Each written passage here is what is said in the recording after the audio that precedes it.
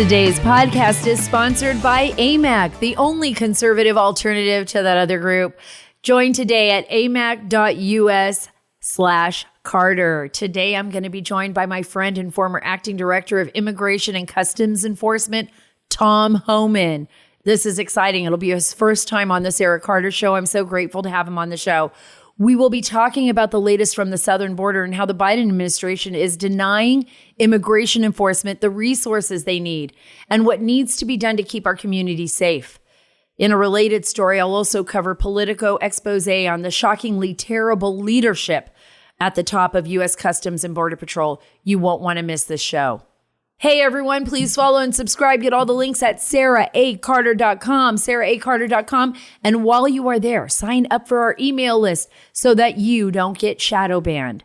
Before I get over to Tom Homan, I want to talk again about another great sponsor of this show. It is Mike Lindell and MyPillow. And right now, he has a sale of the year on MyPillow Percale bed sheets. They are fantastic. You've heard me say it before. Queen size right now, regular price, $89.98. But guess what? Guess what? You can get it for $39.98. You cannot beat that price. A full set of Percale bed sheets, all colors, all sizes. Right now, the Queen is $39.98. You can get those for Christmas.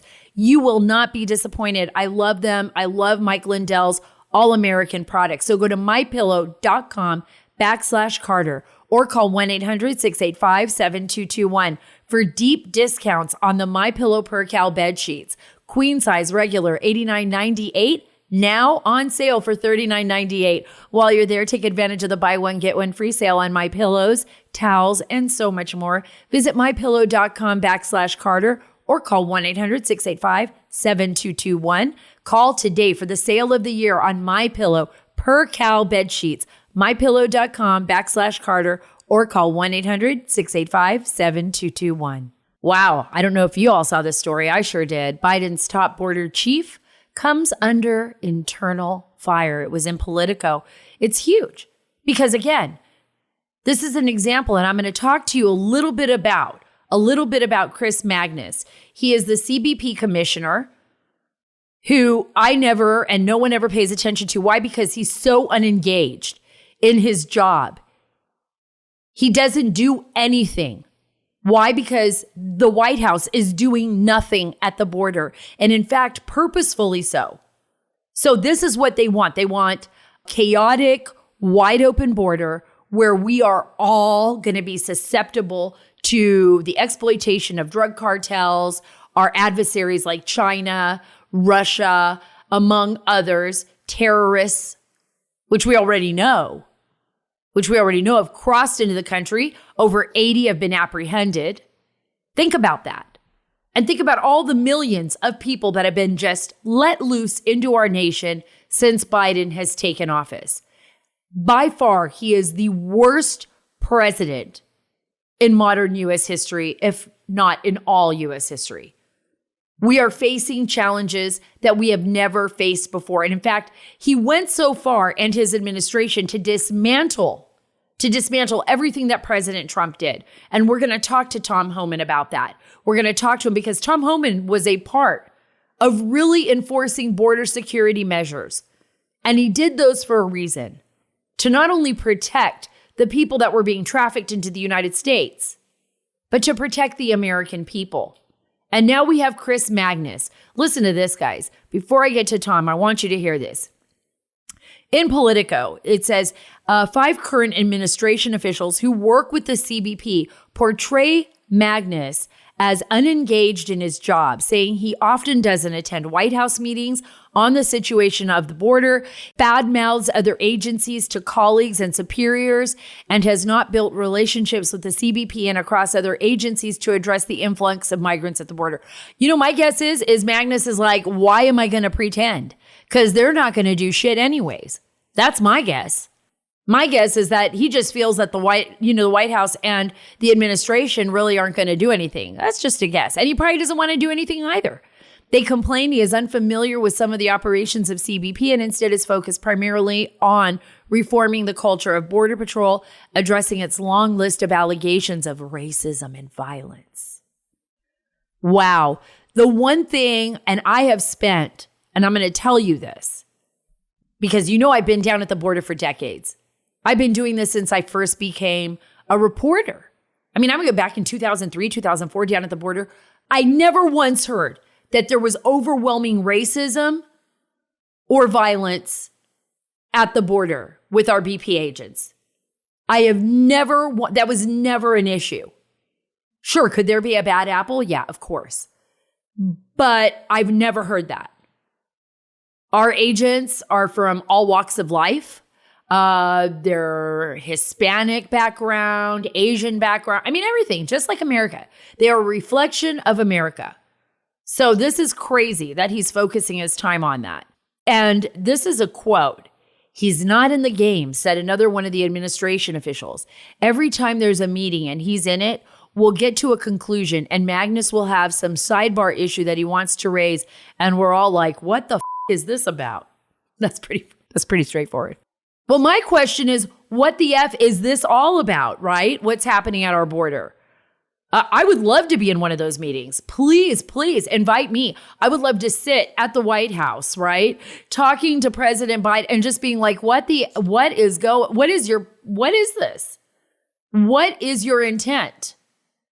I mean, is this what you want to do? I want to talk to these Border Patrol officials.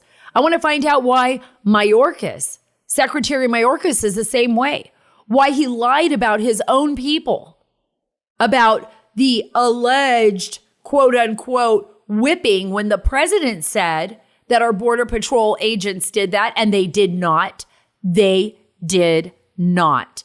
They did their job and they did not touch any of the Haitian migrants. That is a fact now. We all know it.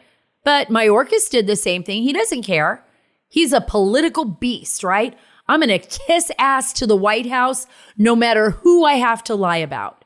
And that's what Mayorkas did. So we'll ask Tom Homan about that because I'm very curious how he sees this. And I got to tell you guys, do not want to move. Do not move. You will not want to miss this exclusive interview with former acting ICE director Tom Homan. He has his finger on the pulse in Washington. He's been talking to President Trump, going out and speaking to groups all across the nation.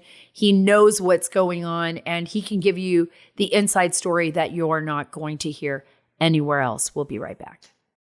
Very excited to have Tom Homan on the Sara Carter Show. This is the first time I've had Tom on. He's the former acting director of Immigration and Customs Enforcement under the great President Trump. He is a senior fellow at the Immigration Reform Law Institute, and he's a visiting fellow at the Heritage Foundation, which is very close to my heart, and like me, a Fox News contributor. But more importantly, Tom Homan is a friend and somebody who is a true patriot fighting for our country. Thanks so much, Tom, for being on the show.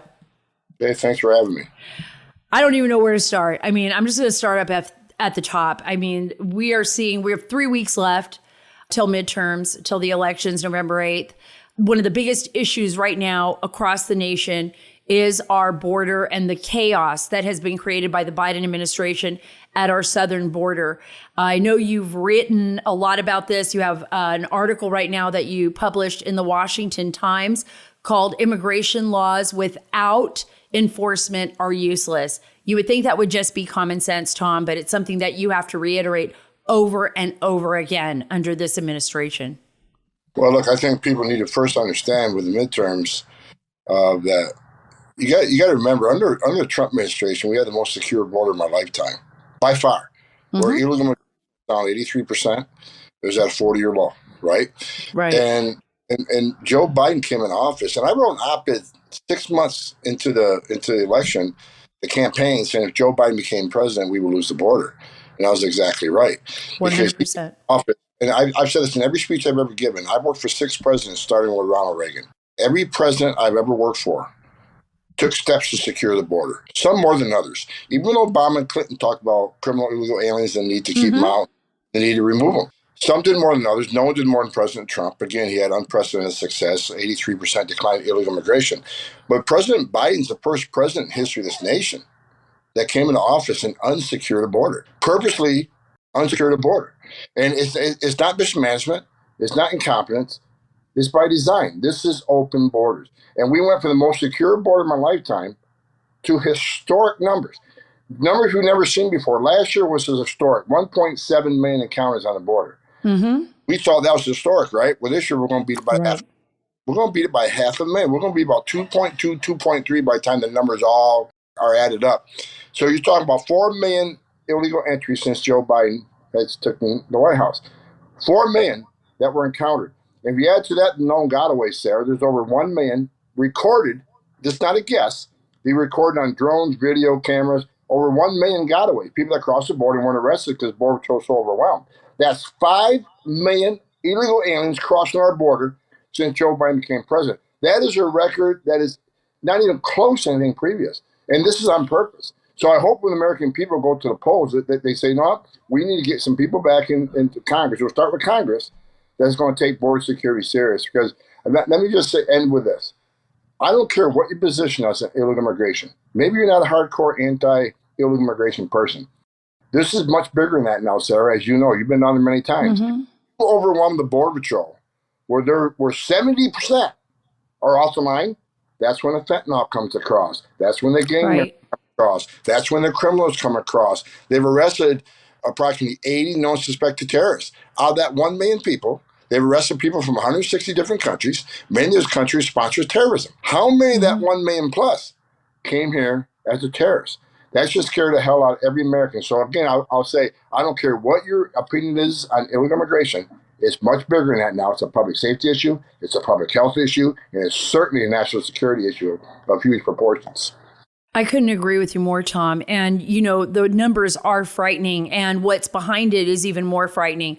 When you think about this, and I talk to folks all the time, and I have my own reasons to believe exactly what you believe, that this is purposeful, that this administration under Biden and Biden himself, but really the people that are working under Biden are really running the show here. These are unelected officials because I don't believe Biden has the mental capacity to really handle what's going on right now in our country. But why do you believe that they have purposefully done this? Why do you believe that they are leaving this border wide open, affecting our national security, really dismantling any type or semblance of law along the border? I mean, a sovereign nation has to have its borders protected. We do not. Anything can happen, Tom. Anything can happen. And the fear I have is that who will pay the price if something does happen? It's already happening, but I'm talking a large scale attack. I'm talking about our adversaries taking advantage of that border. We see what's happening in Central America, South America. We see what is happening across the board with China, with Russia, with terrorist organizations. Why do you think they're doing this? And who is going to pay the price for this when something does happen? Because I truly believe there's no way nothing is going to happen. Something is going to happen. You know, and it's going to be a sad day for America. People ask me all the time, how many terrorists you think got away? I don't know, but I'd be stupid to say zero because just based on the fact they've arrested 80, you know, and terrorists don't want to be arrested, right? They're trained how to evade law enforcement. And you can't tell me not one out of that 1 million plus are no suspected terrorists. And let me just add, I just want to finish this with a national security threat. For those who say, well, maybe not. Just take this into consideration. After 9/11, I was in D.C., and I was a part of a big group that built many databases to prevent people like the 9/11 terrorists from coming into the United States. There's a terror screening database. There's a no-fly list. There's a visa security program, which as an ICE director I owned, along with CBP. The visa security program, in the decade it's been in existence, it's literally stopped thousands of known suspected terrorists from entering the country because there's such serious derogatory information we found through the vetting. Those databases and those systems are pretty much meaningless right now. And why is that? If you're a terrorist want to come here and blow something up, why would you want to buy a plane ticket or get a visa knowing that you're going to be vetted? Knowing, even if you've been in the shadows, you might possibly be outed as a known suspected terrorist. Right. Why would you put yourself in that position when you can simply get to Mexico, come across the border, pay the cartels, as you know, a little extra money. Okay, I don't want to turn myself into Border Patrol. I want to be one of the gotaways. So you wait till the cartel send 200 family groups across, they tie up all the border patrol assets, then you come through to get away. That's what the terrorists are going to do. They're going to use the southwest border because they're so vulnerable right now. They're not going to put themselves in a position to be vetted. So that is the seriousness of the national security issue. You ask why? First of all, Joe Biden sold this country out to become president. He knew he needed progressive left. Right. When that election, we all knew it was going to be a close election. So he sold out to the progressive open borders agenda. So I think a lot of his ideology, there's some of these people who really think they want the John Lennon song become true, that everybody's going to share everything and we're going with the whole world come to the United States. But I think the thing is they perceive a future political benefit from opening the border. And what is that? People say, well, future Democratic voters. Maybe, but we don't even have to get there. Remember, when Biden signed 90 executive orders overturning everything we created in the Trump administration, he also overturned the Trump census rule, which means millions of illegal aliens in sanctuary cities are going to be counted in the next census, including the 5 million came across with Joe Biden, which is going to result in more seats in the House with Democrats. This is about political power. They sold the security of this nation out, the sovereignty of this nation out, for future political power. There is no other reason, because I have been on stage with liberals and far left. I say, I just want you to give me one example. What's the downside on a secure border? What's the downside? Less illegal drugs, less Americans dying of overdoses, less women being raped, less money the cartels make. There's no downside on a secure border. So the only possible reason they could have for opening this border up and putting us at such great risk is because they perceive future political benefit. That is my belief, and I think it's the accurate reason they did it. What is the downside to having a secure border? That is such a smart way of approaching it, because at that point, I don't think they can answer it. They just have to stare at you like with a blank look on their face. I was just thinking about what you were saying, and I got off the phone yesterday with a source of mine in Guatemala, and they were talking about just this past week. There was a group of men at a bus stop in Guatemala City. Guatemalan intelligence agents went over. This story hasn't even come out yet. I'm gonna talk about it and write a story for my website on it, actually, right after I get off with you. But they had 6 men that were from Afghanistan. They had their passports on them, but these men were about to board a bus in Guatemala heading towards Mexico. And that's how far some people are coming, right? We don't know who they are. These men we actually do know now, because the Guatemalan government was able to take them into custody, or at least hold them long enough so that they could get their passports and their identifiers. But they were telling me they can't stop the flow at their border now. And I talked to the president in Guatemala. I've been actually, the president of El Salvador has reached out to me. Bukele, others have reached out to me. They cannot stop the flow. People are coming from Venezuela. We know Venezuela is wide open to Iran, to Hezbollah, to other nations. We had the Russians in Venezuela doing their military exercises. We have Chinese corporations and Chinese Communist Party links all across Central America. We've got fentanyl coming in. Tom, you talk about it all the time. Coming in, its precursor chemicals are coming from China. This is a very dangerous, this isn't just talk. This is a very real, active, open source reality of intelligence that is coming our way. And I frankly can't imagine what we need to do now to stop it. I mean, even if President Trump comes, I pray he decides to run. I do not know that. Maybe it could be somebody else, could be Ron DeSantis, could be, Governor Youngkin, who knows? I pray it's President Trump, because I think he really understands the system now and what needs to be done to clean it out. But it's going to take a lot of work for a new president to fix what went wrong under this one. Oh, yeah. I say all the time, people say, why do you get so emotional when you testify in front of Congress? I've testified numerous times. I always lose my temper with those people. I get emotional with some of my Fox hits. Me too. I said, because we worked so hard with President Trump to give us the most secure border in a lifetime. And today, the most powerful country in the world, the United States of America, we've lost operational control over the southern border. We don't control the southern border. The cartels in Mexico control our border. They decide who comes across, when they come across. They'll send large family groups up overrun the border patrol so they can send fentanyl across. That's why, Sarah, there's so much violence in Mexico. The cartels are making more money they've ever made in human trafficking, sex trafficking, alien smuggling, drug trafficking. They're making more money they've ever made. So now they're fighting each other for control of the plazas.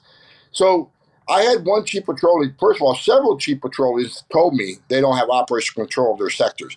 One chief patrol agent used the term broken arrow. He says, Tom, I can't contain what's coming across. We'll grab as what we can, but more is getting away than we can catch. And he said, like he said, 70% of the men and women are off the line. So that should scare everybody. How do we fix it? Well, we get, I've spoken to President Trump many times in the last 6 months. I told him frankly, I said, you come back, I come back. I will go back in a minute working with the president, and we'll dust off the Trump plans, get back to work. But, people say all the time, well, by the time Biden gets off office, considering there's 5 million across the border since he's been president, there's going to be 10 million more. And that's the other 18, 20 million already here. You're talking about 30 million illegal aliens. Can we move all those people? No. But you know what? I'll give it one hell of a shot. So it's going to be a lot of fixing to do. And what we need to do, the number one thing Congress needs to do, and I told them this, I met with over 120 GOP congressmen up on the Hill about 2 months ago. And I said, 2 things you need to do. First of all, day one, you take back Congress, you impeach Alejandro Mayorkas.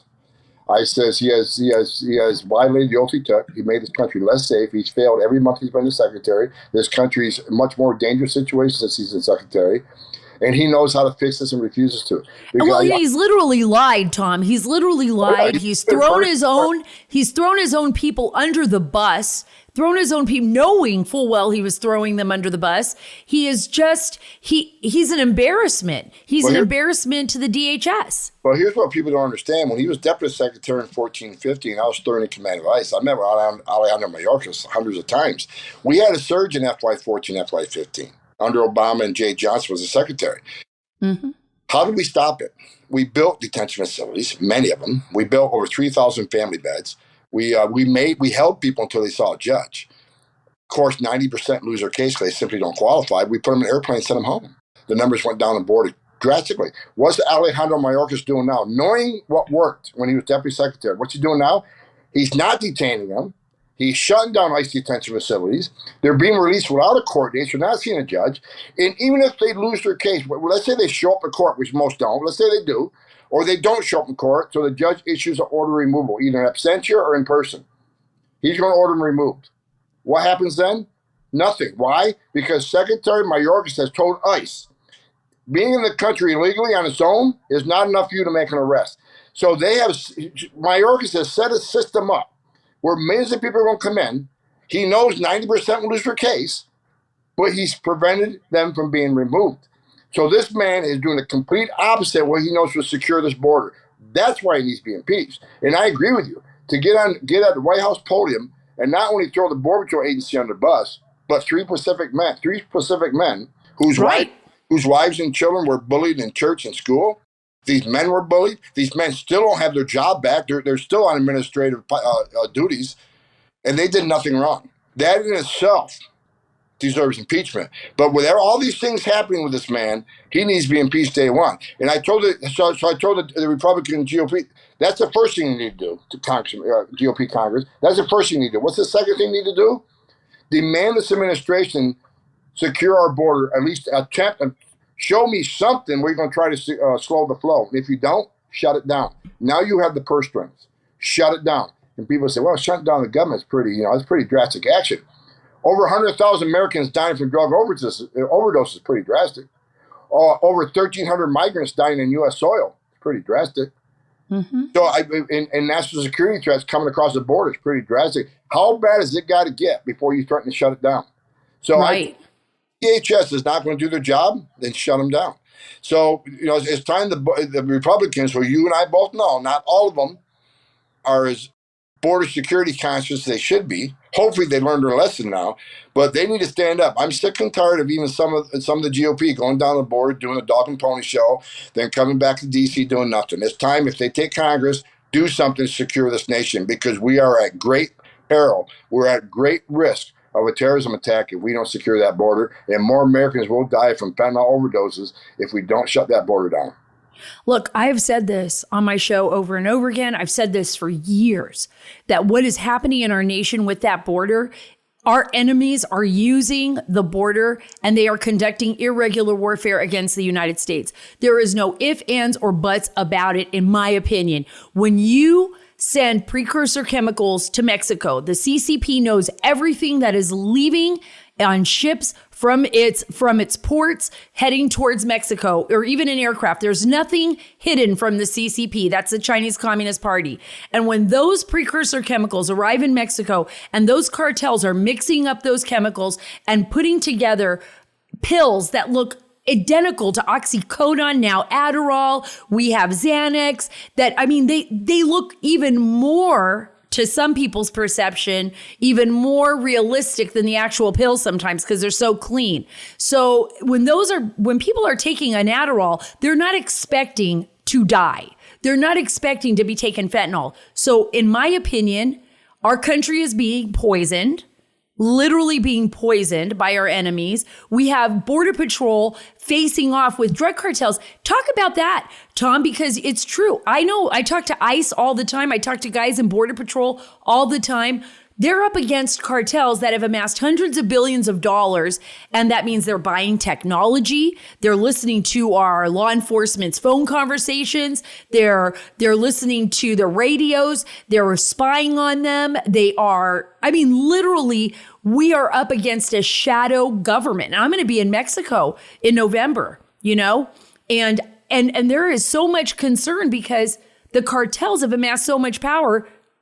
So let me finish your thought on China. First of all, I agree with you. China is undoubtedly our enemy, and President Biden made China great again, because not only is China making, poisoning this country, trying to destroy this country, even this immigration surge going on right now, they just signed a contract to open a facility, I think it was in Georgia, spending millions of dollars for a contract to open a facility for family groups.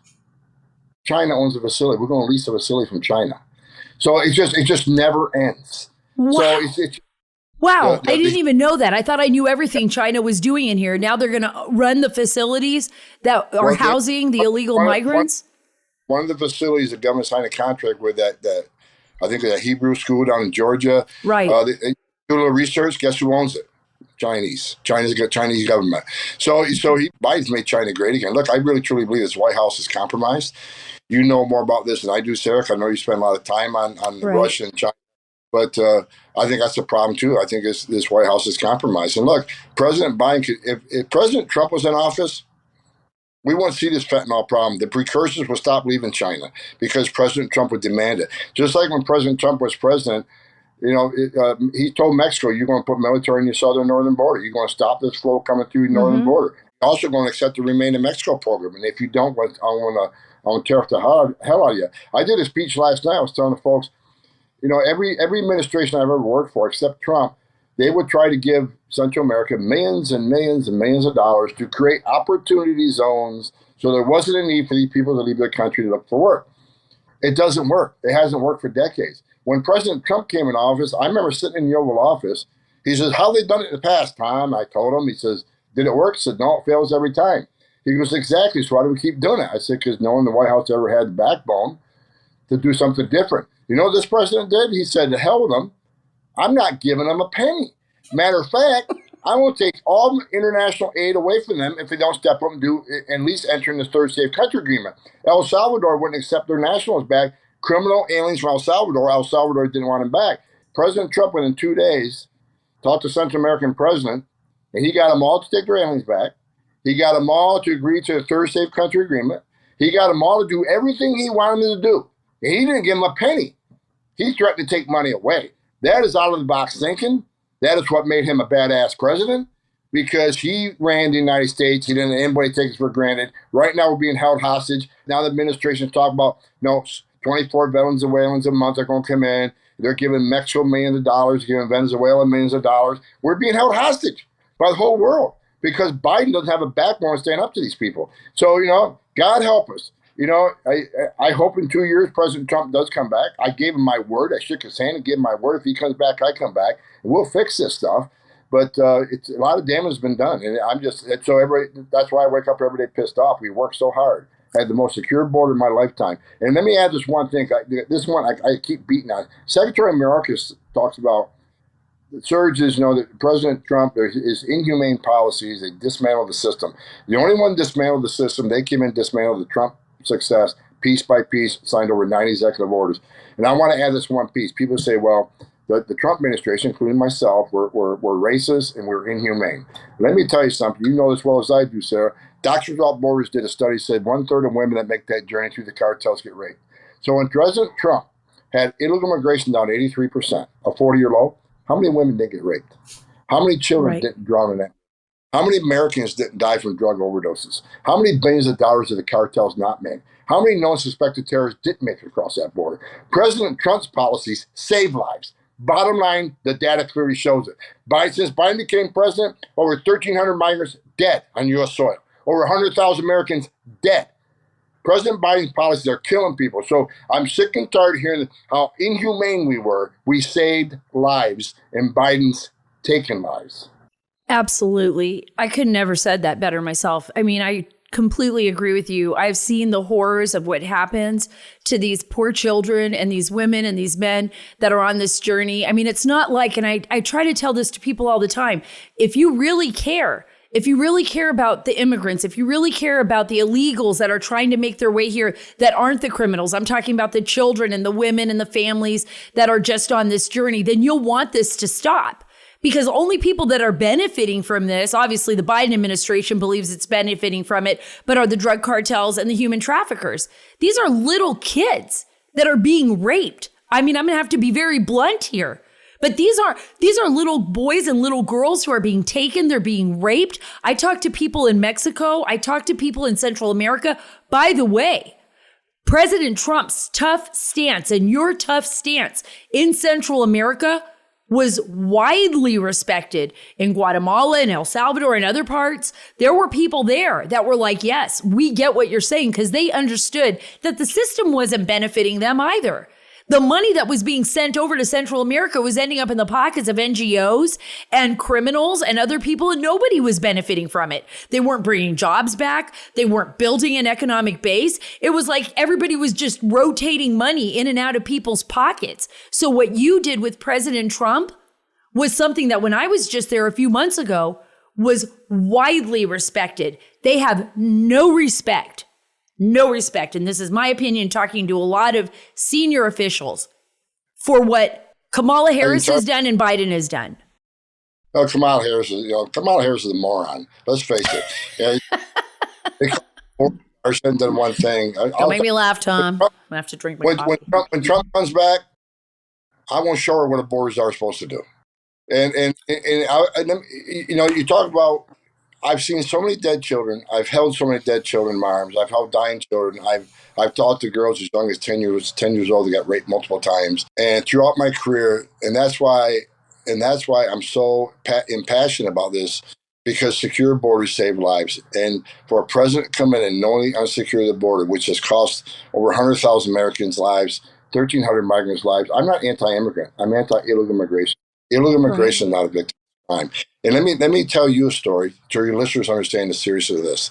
I was down in Brooks County riding around with Benny Martinez. You know who he is. Mm-hmm. So I was on the ground with him for 4 hours. In 4 hours, we recovered 2 dead bodies.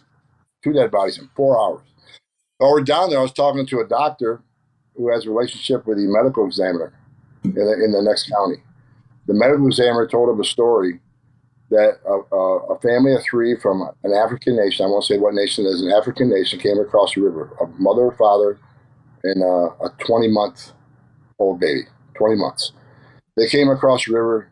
They got in trouble. Border Patrol got in, saved all 3 of them, they thought. They saved the mother and father and child. The 20-month-old later died at the hospital. During her medical examination, they'd ascertained that she was sodomized numerous times in all of her openings. I hate to be that blunt, but she was sodomized everywhere. And the medical examiner said, there's no way that this baby wasn't in constant pain because she was tore up. The story came out that the cartels, the parents, actually let the cartels abuse this child for passage into the United States. When you have open borders, The most vulnerable people in the world are going to put themselves in hand with criminal cartels. They come to the greatest country on earth. I get it. But when you have a secure border like President Trump did, vulnerable people aren't going to come because they know they're not going to make it. They know they're going to be returned. And it's up to their countries to take care of them. But if they know that the border's open, you're not going to be detained, and ICE can't remove you, they're going to put themselves in the hands of criminal cartels who are ruthless, they're animals, and they're just vicious. That story, when I sat down there listening to the story from this doctor, it broke my heart because even though I've seen all this in the past, I just, what a vicious way for a little girl to die. And this just happened a couple months ago. And while I was down there, you hear the stories of the rape trees that the cartels rape these women. They take their panties off and hang them in a tree. Well, Sheriff Martinez showed me pictures of the rape tree that they found with hundreds of pairs of panties hanging in a tree of women that were sexually assaulted by these cartels. That's what's happening on the southern border. That's what open borders does. So I don't want to hear another damn word from another progressive that says their policies are being humane with these people. Secretary Mayorkas says it all the time, much more humane. We're building a humane system. No, you're not. It's the most inhumane system ever created because you open a border which causes vulnerable people to come to this country to get killed, raped, forced into prostitution. It's terrible. And I'm glad you got shows like yours out there talking to American people because, look, folks, this has got to stop. We got to be graphic on this to make you understand that this is a humanitarian issue of immense proportions, and we just can't tolerate it anymore. We got to take Congress back. We got to take the White House back. We got to secure our border. That's so true. It broke my heart just hearing you say that because I think about these monsters and, monsters that I've heard taking organs from children and selling their bodies and killing them, and the talk about how they make triple their money because they abuse them. They sell them for sexual abuse, and then they'll sell their organs, and then they'll use their bodies to stuff the narcotics and ship them.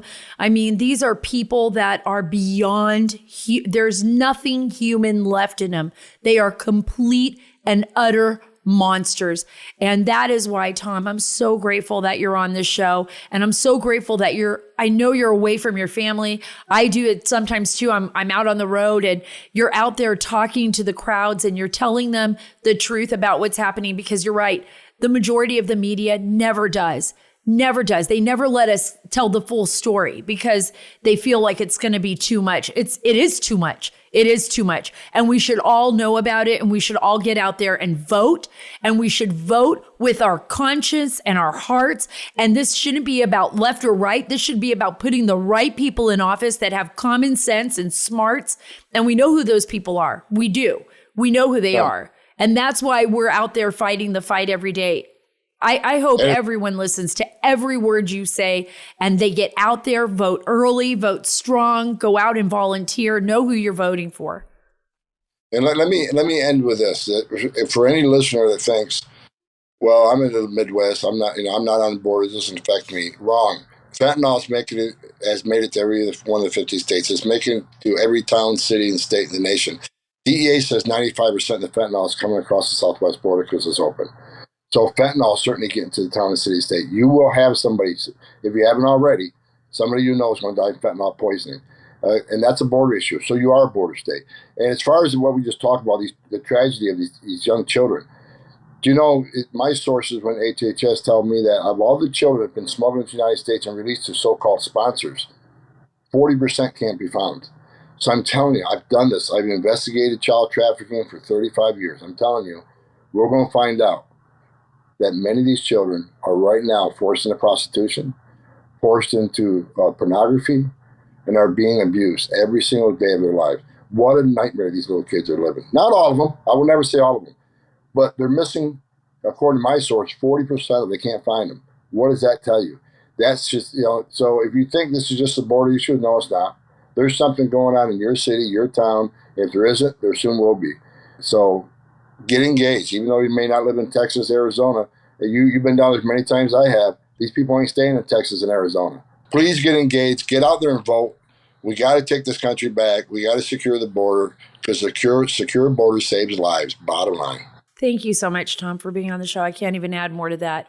I totally agree with everything you just said. And I know everybody who's listening, I know you all agree too, because even one child's life is worth the fight. And there are thousands of children out there lost in this silence. Their silent screams are not being heard because we need to put the right people in the right place to save them. And that's what we need to do. And we need to do it for ourselves and for our own children. You're 100% right on. Thank you, Tom.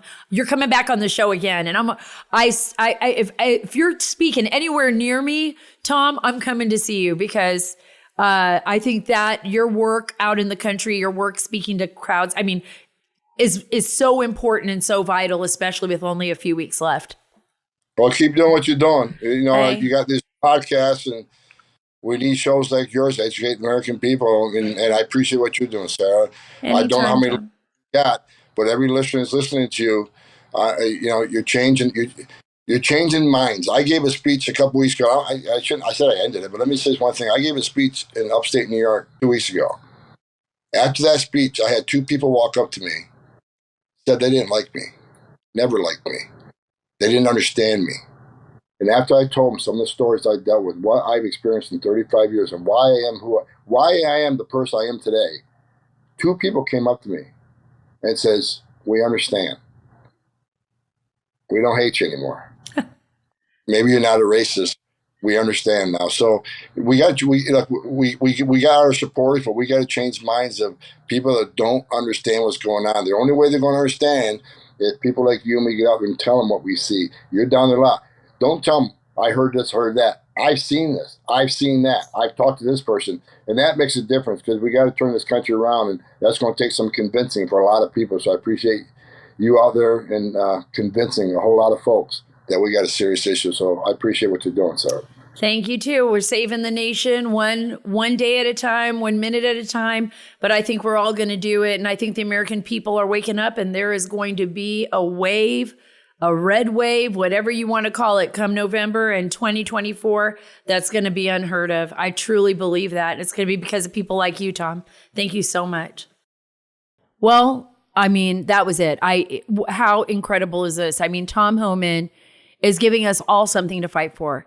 Every single one of us is an active player in the future of this nation and the direction that our nation will take.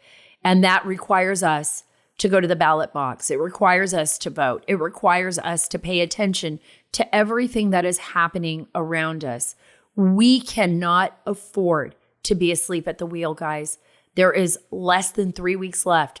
We have an election around the corner, one that is so important. I believe the most important election right now, the most important election is this November's election and what happens in 2024. We have to be ready. We have to be strong. We have to get our Senate and our Congress strong so that we can fight back and save our nation. Thank you so much for being a part of the Sara Carter Show. Thank you so much, Tom Homan, for being a part of the show. God bless you, man, and all the great work that you do. I'm so grateful and honored to call you my friend. And God bless our great nation, folks. We need it, and every single one of you. Remember, you can go to SaraACarter.com. That's SaraACarter.com. Get all the links to my social media. And remember, we read your reviews. See you next time.